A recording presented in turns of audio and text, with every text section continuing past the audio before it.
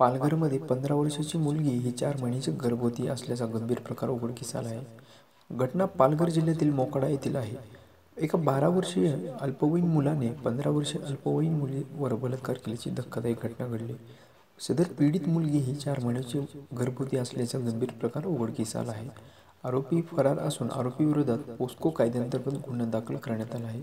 या घटनेने मोखाडामध्ये खळबळ उडाली असून पोलीस या प्रकरणी अधिक तपास करीत आहेत. पालघर जिल्ह्यातील मोखाडा येथे दांडवळ गावात बलात्काराचा हा गंभीर प्रकार उघडकीस आला.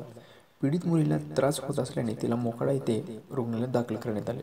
डॉक्टरांनी तपासल्यानंतर पीडित मुलगी ही 4 महिन्याची गर्भवती असल्याचे उघड झाले.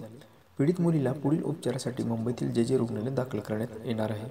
बलात्कार प्रकरणी आरोपीविरोधात मोखाडा पोलीस स्टेशनमध्ये गुन्हा दाखल करण्यात आला आहे.